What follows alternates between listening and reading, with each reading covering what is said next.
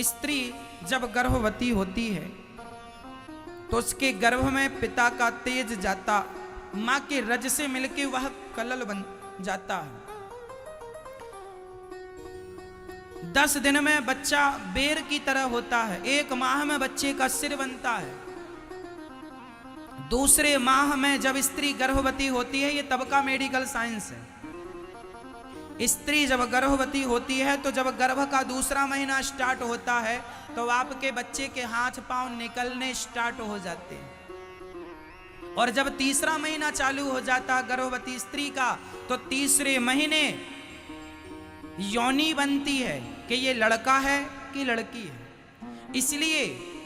इसलिए गर्भ परीक्षण लड़का है कि लड़की है, लिंग परीक्षण तीसरे महीने में होता था। अब तो सरकार ने बंद कर दिया, पर जब होता था किस महीने में होता था? बोलो। तीसरे महीने में।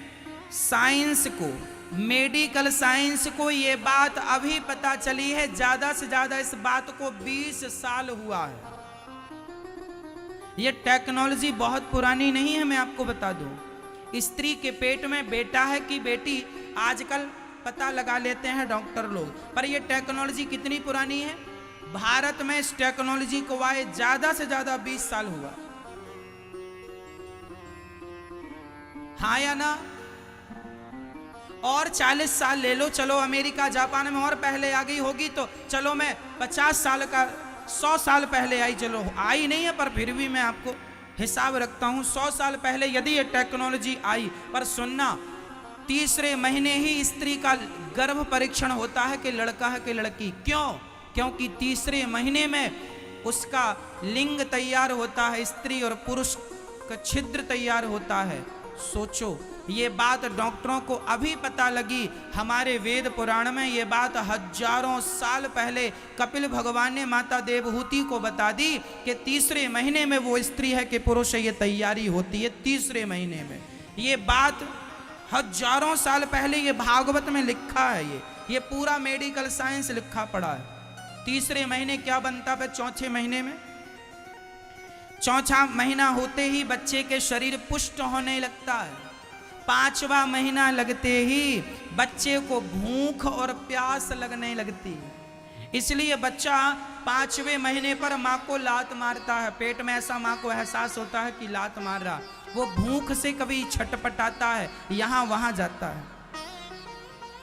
6वां महीना होते ही उस बच्चे को अपने पूर्व जन्मों का हिसाब पता चलने लगता। मैंने क्या पाप किया था, क्या पुण्य किया था, किसके कारण मनुष्य बन के जा रहा हूं। 7वां महीना लगते ही उसको पूर्व जन्म की शक्ति, पूर्व जन्म का स्मरण होने लगता है। और 8वां महीना लगते ही वह भगवान की स्तुति करने लगता है कि प्रभु हम जल्दी से बाहर कर दो, हमें बड़ा कष्ट है। इतने से माँ के गर्भ में इतना बालक ऐसे हाथ पांव सिकोड़ कर पड़ा रहता है 9 महीने तक। बताओ कितना दर्द होता होगा। आपको 1 घंटा के लिए उल्टा लटका दिया जाए, हालत खराब हो जाती है। और माँ के पेट में 9 महीने तक उल्टा लटके रहे।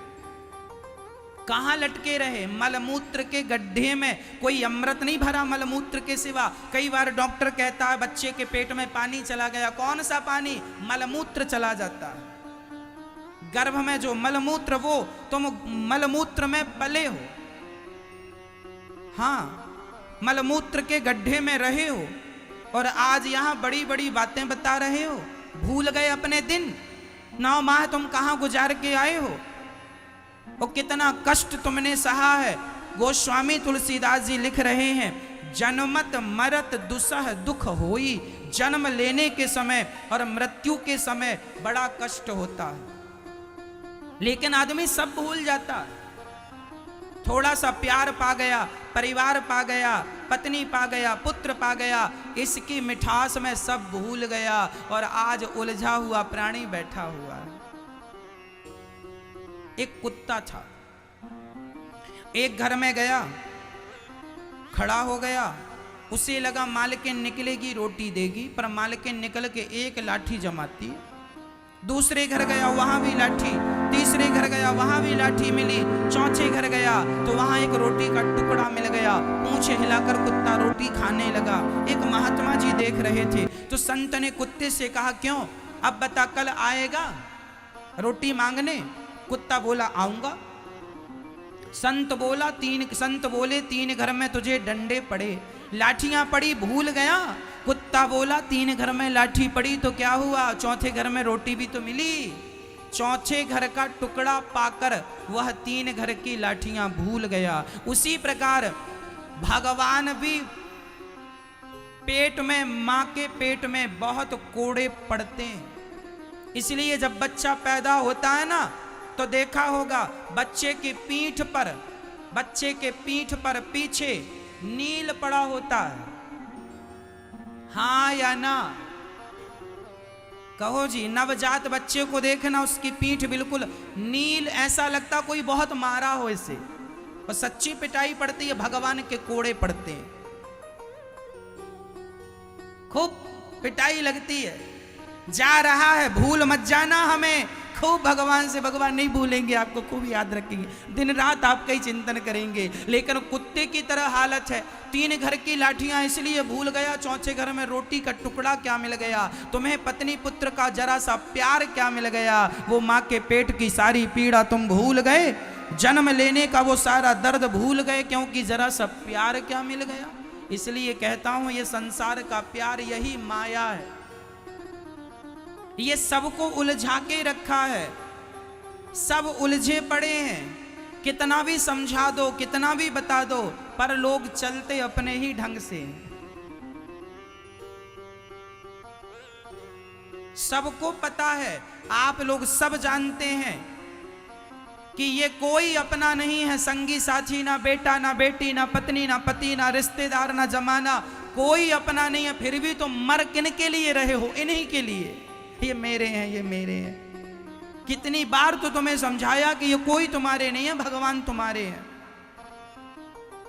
लेकिन कपिल भगवान ने माता देवहूति से कहा कि ये बच्चा पेट में बाहर जब आता है, 9वां महीना पूरा हुआ, बाहर आया, बड़ा कष्ट होता है माँ को, बच्चे को, प्रसव की पीड़ा का।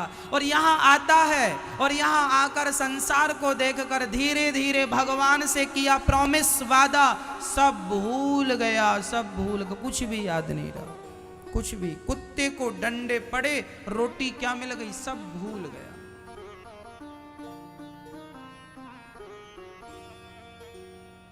आप लोगों को कुछ याद है कि माँ के पेट में कितने डंडे पड़े थे? नहीं याद है।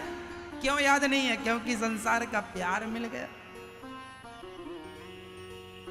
याद ही नहीं है कुछ। इसलिए कहता हूं वो दिन भी याद किया करो जब उल्टे लटके थे। सोचो कि तुम यहां क्यों आए हो, क्या ऐसे ही खाना पीना मौज मस्ती करने आए हो? खाना तो फिर पशु पक्षी भी जानते हैं, सोना तो पशु पक्षी भी जानते हैं, और बच्चे पैदा करना तो पशु पक्षी भी जानते हैं। और तुम भी यही करते रहे तो उन पशु पक्षियों में और तुम में अंतर क्या रहा? अरे तुम्हें ईश्वर ने, भगवान ने मनुष्य इसलिए बनाया है कि तुम मनुष्य बन के सत्संग करके, दान पुण्य करके अपना लोक परलोक सवार लो, भगवान से प्रेम करके जन्म और मृत्यु के चक्र से बच जाओ। कबीरदास जी कहते हैं, चलती चक्की देख कर दिया कबीरा रोए, दो पाटन के बीच में साबुत बचाना कोए। ये चक्की जो चल रही है, कौन सी चक्की? जन्म और मृत्यु की चक्की चल रही है। इसमें ना तुम बचोगे ना हम बचेंगे, बार बार हम मर जाते हैं, बार बार जन्म, पुनरपि जननम पुनरपि मरणम पुनरपि जननी जठरे शयनम। इसलिए भज गोविंदम गोविंदम भज मूढ़ मते। आद्य शंकराचार्य जी कहते हैं, ऐ मूढ़ मते, ऐ व्यक्ति, ऐ मनुष्य, तू भगवान की शरण में आ जा, नहीं ये जन्म और मृत्यु की चक्की जो चल रही है पिसते चले जाओगे, और मनुष्य शरीर पाकर गलती करोगे तो 84 का चक्र फिर बिगड़ जाएगा। चलती चक्की देख कर दिया कबीरा, कबीरदास जी रोने लगे। तब कबीरदास जी का बेटा कमाल बोला, पिताजी मत रोइए, चलती चक्की चलने दे, पिस पिस आटा होए और कीले माही जो रहे बाल न बांका होए। उस चक्की में एक कील होती है, उस कील के पास जो दाना चला जाता है, उस दाने को चक्की कितना भी चले पर वो दाना नहीं पिसता। उसी प्रकार संसार कितना भी हमें और आपको पीस ले, लेकिन जो भगवान की शरण में चला गया वह जन्म और मृत्यु के चक्कर से बच जाएगा और भगवान का हो जाएगा। अपना कल्याण करना चाहते हो तो भगवान का आश्रय ले लो।